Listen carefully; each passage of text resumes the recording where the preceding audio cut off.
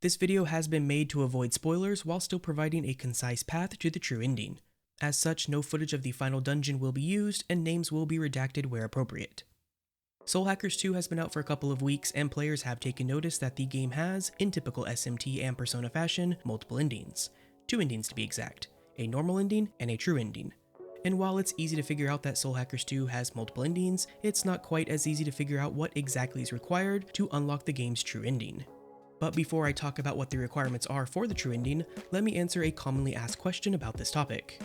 Can I obtain the true ending on a first playthrough? And the answer to that question is, you can absolutely get the true ending on a first playthrough. While there are some things that can't be done until New Game Plus, obtaining the true ending is not one of them. So what exactly is needed for the true ending in Soul Hackers 2?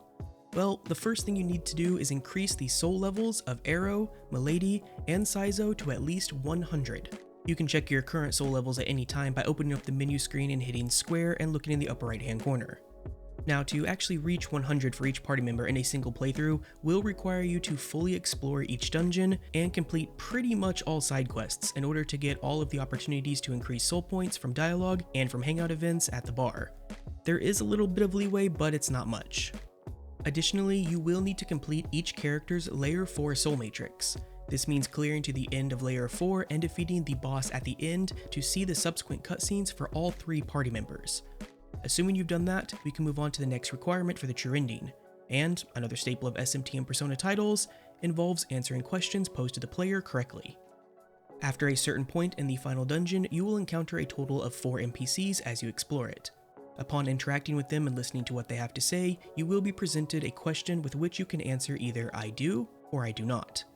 Answering I do will grant you a sunlight key, and answering I do not will grant you a moonlight key. And for the true ending, you want to be answering I do not. Assuming you've met all of these requirements, that being completing the level 4 soul matrix for each party member and in possession of 4 moonlight keys, you will be presented one more dialogue option upon defeating the final boss. The choices for this dialogue option are either let redacted go or reach out to redacted.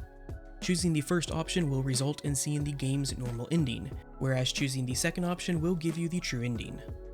So there you have it, the requirements and answers necessary to see the true ending for Soul Hackers 2. If you found this video helpful, please be sure to leave a like and consider subscribing to the channel if you haven't already.